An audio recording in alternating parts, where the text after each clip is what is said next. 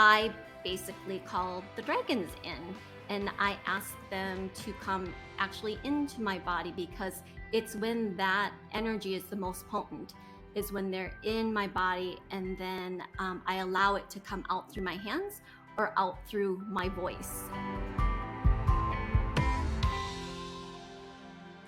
Welcome to the I Heart My Life show, Theresa. I am so excited about this conversation to get into your world, to learn from you. You have so many amazing gifts and just processes that I know not many people experience. So we're going to talk about all of that today and learn a little bit more about you. Thanks, Emily, for having me. I'm super excited to be on. So I am just an open book, so ask away.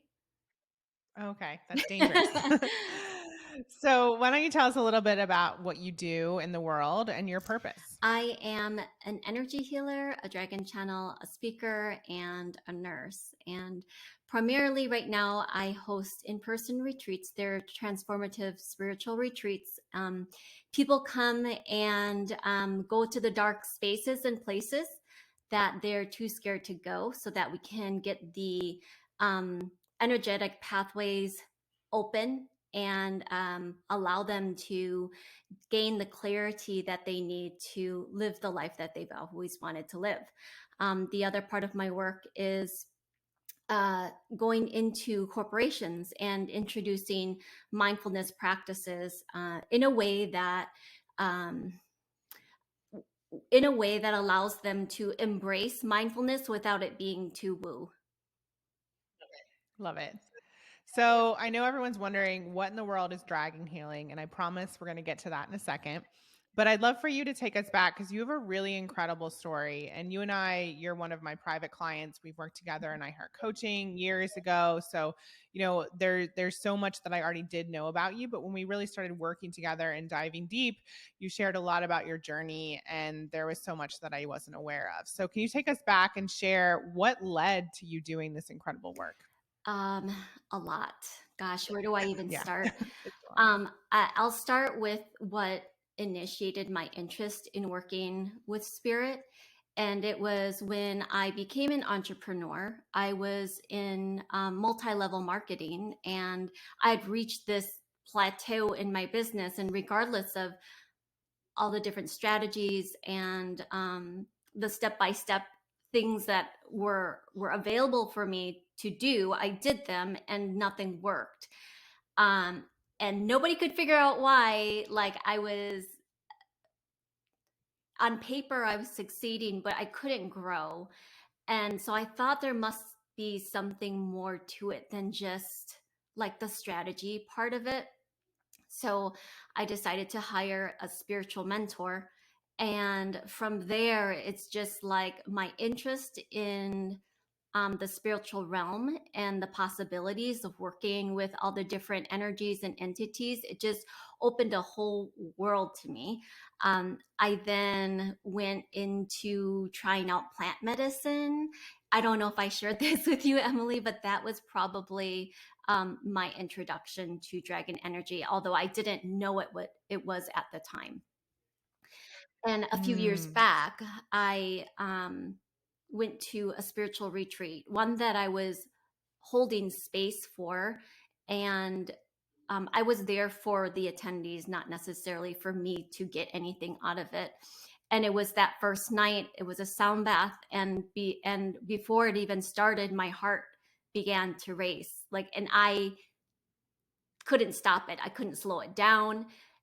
And it was almost like anticipation, but also a little fear there because it kind of came out of nowhere and my body has never reacted that way before. As soon as I laid down and the drums began, that's when I just felt this. I don't even know how to describe it. It was like this incredible energy that no matter how hard I tried, I could not keep it in. And there were about 18 other women laying around me. They were all strangers. I had two friends and they were the actual facilitators of the retreat. And so that was the other part, was I didn't want to scare anyone because I didn't know what was going to come out of me. I just felt this energy and I knew as soon as I opened my mouth, something was going to come out, and I was scared of what that would be. Um, Mount Shasta is known for dragon energy. So it made sense, now that when I think back to it, it totally makes sense as to why it happened and when it happened. Because I can have always resonated with dragons. In the Western culture, they're evil and they're horrible creatures, but the Eastern culture, there's a lot of respect and a lot of I wouldn't call it worship, but just honor, honoring the dragons, their wisdom, their knowledge, their power, their courage. And so as the sound bath continued and I couldn't hold it in anymore, suddenly I just started making noises. I started making noises in my throat with my tongue. It was like clicking and hissing and tongue rolling, and my body started convulsing. And these are all involuntary movements. I couldn't control it. Even when I tried to stop, it would still move, and my body still wanted to express the sounds in the way that it did. Thankfully, my very good friend and former mentor, Amy, was with me, and she was there reassuring me that everything is okay, that I'm in a safe space. And at the same time, the dragon, so it ended up being the dragon energies. It was almost like an initiation of sorts. And the dragons came into my body basically to when that happens, oftentimes there's healing going on, but it is also trying to figure out like how to align with a human body's dense energy and using the high vibrational energies of spirit. So it's like, how do you combine the two? And so that's why there was like so much going on, because they were trying to calibrate. We were trying to calibrate our energies. Anyways, Amy was there reassuring me, and she was telling me that they also channeled through her and were telling her which chakras to open, which chakras to close. So chakras, for your audience, if they don't know, they're the main seven main energy centers of your body, and it allows you the ability to do something. And I won't go through that, but they can look that up. So it was really such an interesting and profound experience, because not only did I get something out of it, my friend Amy, she was just like, holy crap, she's like, I've never experienced that in my whole life. That was so cool. That was so amazing. And I think I was still in shock afterwards, because it was just a really insane, incredible experience that never in 1,000, even a million years, even in this lifetime, I would ever have imagined having. And now it's the type of thing that I can just spontaneously call it in if I want to, because now that I understand that energy, now that I am familiar with it, now I know how to work with it. It's something that I actually call in during my healing sessions and during my retreats. So incredible. So let's give the people what they want. What is dragon healing? Because when I first heard this, I was like, okay, dragons, mythical creatures, fire breathing. Tell us what dragon healing actually is. So, dragon healing for me is literally embodying the dragons. So I call them in, much like when you ask God, or if you have a higher power, much when you ask them to come closer to you, to have them give you evidence that they exist. I basically call the dragons in, and I ask them to come actually into my body, because it's when that energy is the most potent, is when they're in my body, and then I allow it to come out through my hands or out through my voice. And that energy then breaks up the density, breaks up the blocks. The dragons telepathically communicate through me to tell me where to go. Sometimes they'll dance with my hands, like my hands will start dancing to express whatever energy that is required to facilitate the healing for these individuals. And it's really interesting, because I never recorded it before.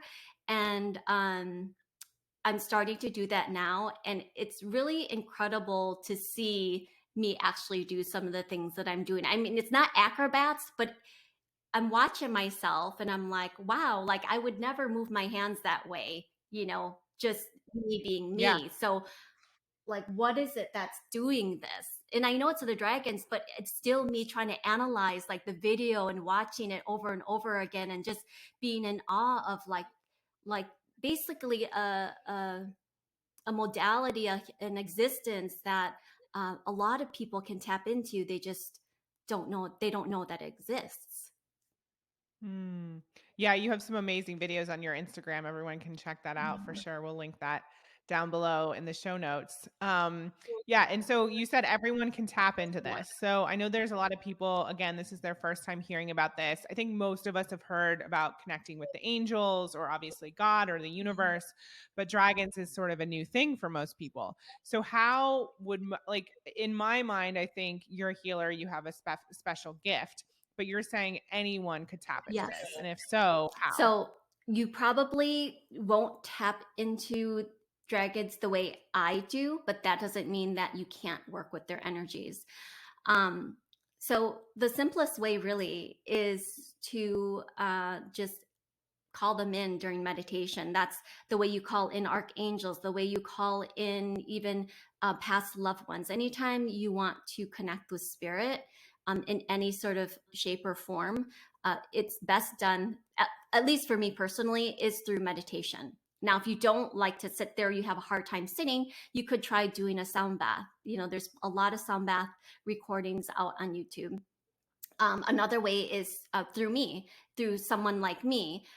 If you feel very strongly called to work with dragon energy, and that is, it's unique, meaning it's more than just curiosity. There's usually a call, a pull to work with the dragons, and if that is how you're feeling, then you would seek someone who has worked with dragon energies, who they might call themselves a dragon channel. That might be a title for something that you would search for, or a dragon school, or something, elementals, even like someone who works with elementals could work with dragons, although the dragons I work with, I don't necessarily categorize them in that way.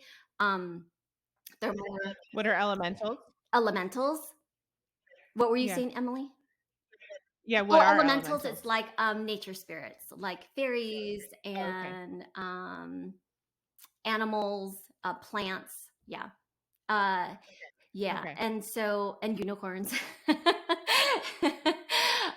But some people will say like the dragons are an elemental energy. I just haven't experienced my dragons, the dragons that I work with, to be a part of that realm. There's nothing right, wrong, good, or bad. I just know that the dragons I work with aren't a part of that realm.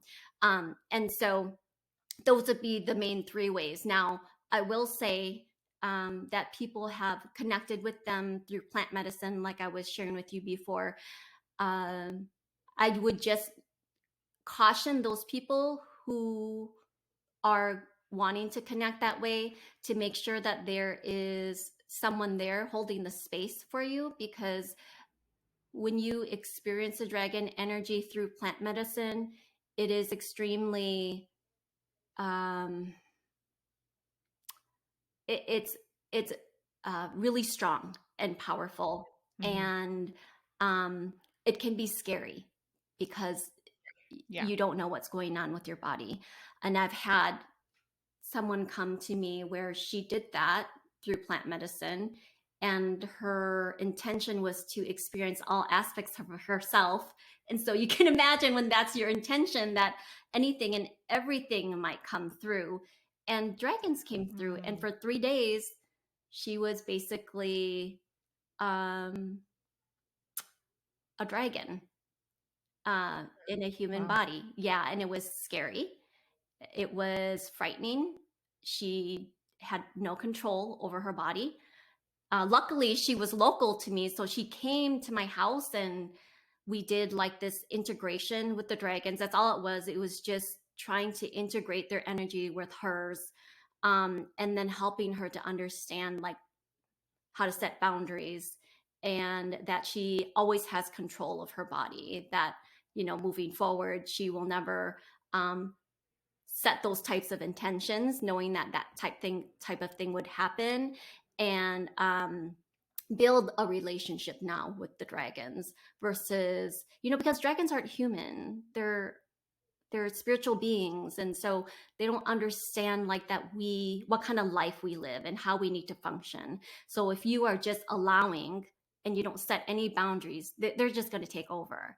It's not a bad thing. It's not, they don't do it in a evil way or a bad way. It's just they don't know. You have to set those boundaries and let them know and tell them how it is that you want to work with them. That's so interesting. Yeah, I remember, this is a quick sidebar. I remember talking to with one of my coaches, David Nagel, about ghosts, and he was telling a story about how he used to have ghosts in his house. I know this is different, but there's a point, I promise.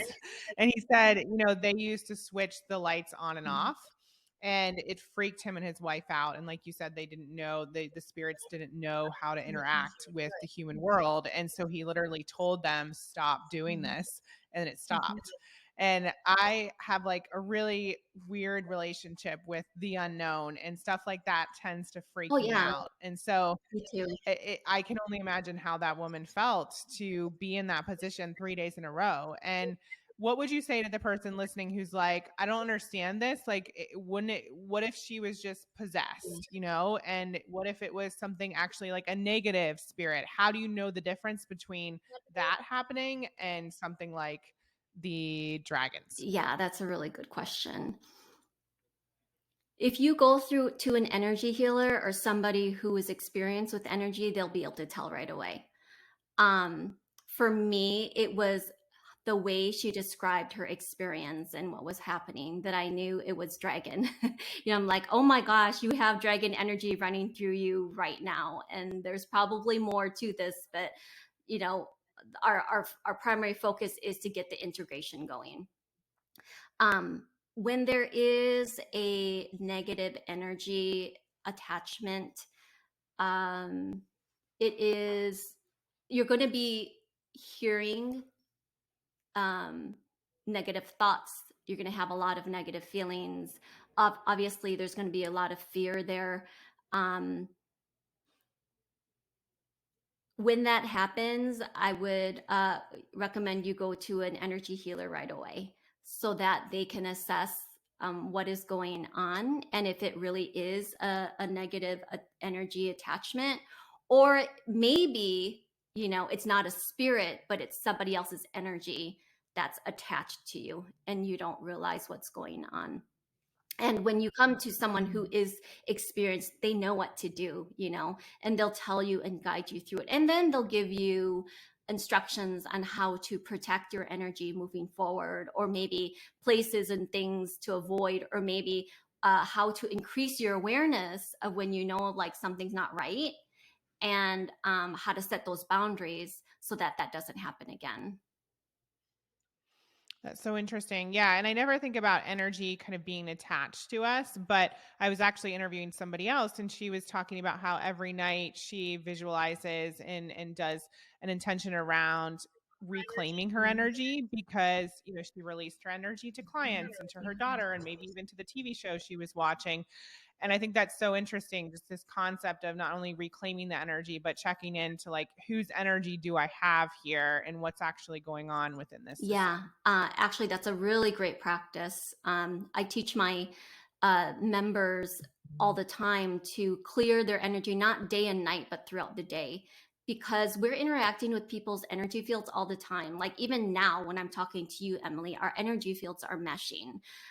When we're at work on a virtual meeting, your energy is meshing with theirs at the grocery store, whatever. So you don't realize uh, all the other things that people are carrying around. And so when we blend our energy fields, like things get stuck, things will stick to Yeah. theirs and mine will stick to theirs. Um, and so when you become aware of that, you realize how important it is to practice spiritual hygiene. So you're clearing in the morning, you're clearing in the afternoon, and you're clearing in the evening, so that when you wake up, you feel more like yourself and not wondering like why you woke up on the wrong side of the bed. And what does your clearing practice look like? So my clearing looks like so I imagine a golden ball of light 300 feet above my head, and I fill my entire body from head to toe with this light. I don't always ground to the earth. It's to me, it's really not necessary to ground into the earth anymore. I know some people still practice that, but I don't. It's not necessarily uh, something that I do or feel like I need to do. But once you fill your body with the light, then you create a big ball of golden light all around you, and you expand it out as far as you can outside your space, city, state, country, and as far as you can out into the earth. And because when you're that expanded, when you're that filled with light, it's like everything just gets transmuted. Nothing sticks. Nothing. Think about the sun, you becoming the sun. It's so freaking hot and powerful and brilliant and bright. Like it just will burn anything that touches it. So that's how I like to clear. But so then the other two things I do when I feel like there's still like that dense emotion hanging on in my body, I'll ask myself, when's the first time I experienced this and who did I get it from? Because what that, During that day yeah, or during that moment when I'm oh, the clearing. moment. Okay. Yep, because what it does is it satisfies your logical mind.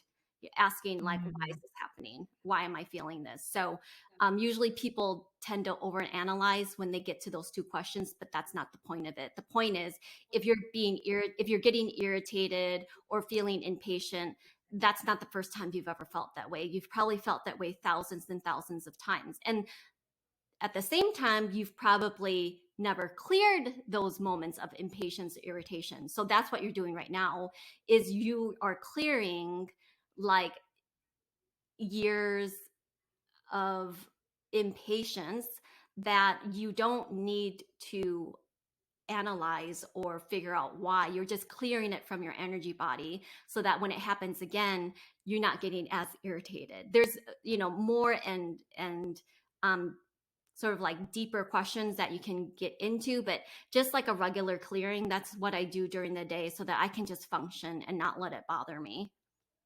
So good. And I think one of my major questions around this is, you mentioned at the very beginning, one of the reasons you got into this was because you felt like the strategy wasn't working for you and there was something else that could help you ultimately get more successful. What are some of the other reasons why people come to you to work with dragons and to want, healing and the practices that you offer? It's usually because they too are stuck somewhere in their life, whether it's stuck in a relationship, they feel stuck as this person who gave up their dreams to raise a family, and now they feel like this is not fulfilling for them, and they want to find something that aligns with their soul calling. People come to me when they're holding on by a thread. I wish they wouldn't, but they usually come to me, on the verge of burnout because they don't know what else to do. They come to me when they have gone to therapy and they continue to repeat the same patterns over and over again. Usually it's the therapist that says, maybe you need to explore something different, and so then they start looking for energy healers, things like that. Not everyone knows I work with dragons. They know that I'm an energy healer, but they don't actually seek me out because I work with dragons. Only that one person, because the person who referred her knows that I work with dragons. Mhm. And Emily, like that it's only been recently since I've told people that I work with dragons, that I'm a dragon channel, um, because it was very weird for me to share that with people. They didn't always receive it openly. Um, and so then that made me feel really uncomfortable having to explain it to them, and then they didn't understand anyway. Yeah. So for me, it was almost easier, like, I'm just going to not say anything. But I've also noticed more and more people in the spiritual realm are sharing about dragon energies. So, now I don't feel so alone. I don't feel so isolated. I feel like, okay, there's going to be this community now who actually also experience dragon energy. Maybe not in the same way I do, but they work with the dragon energy. And so it becomes a little bit more mainstream, I guess, although I don't think it'll ever be mainstream, not for a while, but at least people are starting to hear about it. Totally. Mhm. No, and I so appreciate you being open and honest on this show because I know it's an interesting topic for a lot of people. It's a new topic for a lot of people, and you've had to get comfortable speaking openly about it. So, can you tell us a little bit more about your background? And I know that that was, an interesting thing to kind of navigate, the way that you grew up, your family, what a family, friends, all the people in my life think about me channeling dragons. Can you talk a little bit about your background? So I come from a very traditional Catholic family, and to work with spirit in this way would be considered, messing around with the devil. So when I started working with spirit, there was always that voice in the back of my head like, am I doing something wrong? Am I doing something bad? Am I going to get possessed? Just all these, a lot of the same things people think about when they begin their journey into their spiritual awakening. Um, and for my parents, well, they know that I talk to spirits, but they don't know that I work with dragons. And that's really all they need to know. Yeah. I don't think they would understand it. And it's funny because my mom would tell me stories about when she was younger. So there's a history, uh, in Vietnam where before, so the communists started taking over North Vietnam, and this is before the Vietnam War. People from the north began to migrate south, and she was part of that group. My grandfather and his father and their family members went on a boat to try to escape, you try to start a new life, and they lost their compass. So they didn't have any way to know which way south was anymore. And my mom began to have visions. And these visions were like these flowers coming from, I think it was the west. The flowers were coming from the west, and all she did was she saw the flowers, and she was, asking everyone, "Oh my God, do you see the flowers? Do you see the flowers?" And everybody's like, "What are you talking about, child?" And she says, "The flowers are coming from there. We need to go in that direction." And a lot of people were doubting her because she was like 8 years old or something. It's like, who would take an 8-year old seriously? But they had no choice either. So then they followed in that direction, and they were able to find at least a place of safety for a little bit. And a day later, she saw two men standing on the top of the mountains. They looked like men in uniform, men who, the same types of people they were trying to escape from. And she told that again to my grandfather, who was like, started to take her seriously because he's like, okay, I don't know what the heck's going on, but you're getting signs from somebody, and we're listening. And so it was kind of like the same story that this child is telling us. She's seen men in uniform. We need to leave this island because we're no longer safe. And people are like, well, she's not making any sense. There's no evidence to show like that there's anyone here except us. My grandfather decided that he wasn't going to chance it, and he took his family and went further south. Meanwhile, the people who stayed did end up getting caught by the Viet Cong. Yeah, and I don't know what happened, but she has the gift of clairvoyance. But at some point, she decided that she no longer wanted to um, use it. And I'm thinking it was sometime after she had kids. She no longer wanted to use it because she told us these stories. And then she's like, well, Wow. she's like, but that was a long time ago. She kind of dismisses it like it wasn't a big deal, you know? Um, and I've been told through my dreams that a lot of my ancestors, actually, from my mom's side, have not had the chance to express themselves in their spiritual gifts. And what happens is when your ancestors do not get to live in the way that they desire and express themselves that way with all the different ways that they are gifted, those gifts get passed down from generation to generation until the one person or people um, are open enough to be able to use those tools and the wisdom and the guidance and the gifts and share it with the world. And so that happens to be me. And I think that's why the dragon energy is so powerful, because it's like generations of women who had to hide who they truly were. And so that untapped energy, just like getting passed down to the one person then who's willing to do it, that's a lot of energy. And I think that's why it's kind of combined into this dragon energy, because that's all it can hold. That's the type of energy that it can hold. I mean, I feel blessed and lucky, but sometimes I don't, because of the way people react to the work that I do. And I don't know. I'm going to share this too, because I think it's funny. But I was sharing with you, Emily, a couple weeks ago, that I was pitching to a metaphysical store about sharing, the dragon energies, what they're here for, how they can help you. And the metaphysical store said, "Oh, no thanks, this probably doesn't really resonate with our audience."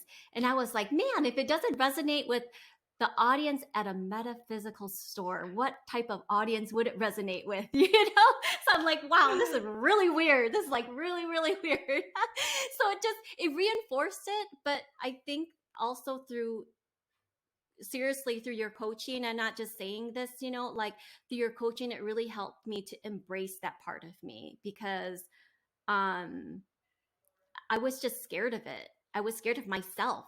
I was scared of myself because it has really become me. And I think even me saying that, it feels weird to say, but it is, because like I told you before, like it's just something I can just spontaneously channel now. It's me now. And so I can't be embarrassed by who I am anymore. Um, and that's a testament to like what changes can occur when you work with someone like Emily. Because I mean, I see her, like initially I approached her because I was in your I Heart Coach. No, Yeah, I heard coaching. was it I Heart Coaching? Is Yeah. that okay? Yes. Yeah. Okay. The group coaching, I Heart Coaching. Mhm. And it was to like make more money. That's still my intent. Okay. But what I did not expect was the emotional transformation of embracing who I am, embodying who I am, and being okay putting myself out there, and claiming that I am a dragon channel. It is a self-proclamation, right? Like no one else called me that. I'm calling myself that, and owning it. So I'm really grateful for you for that, Emily, and allowing me to be able to share that with people.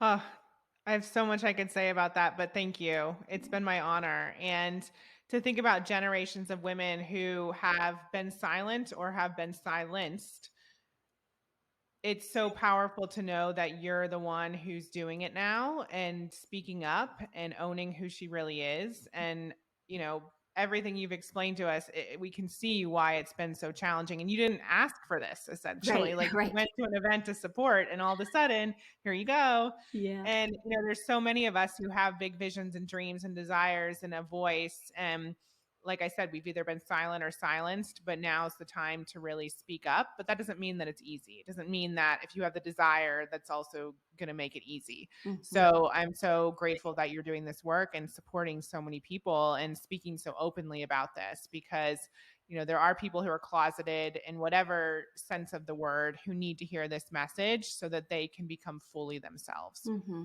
Yeah. Yeah, Beautiful. absolutely. So, Theresa, where can people find you online so they can learn more about you and your work?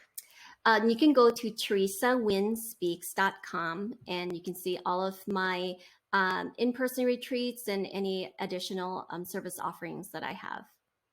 Awesome.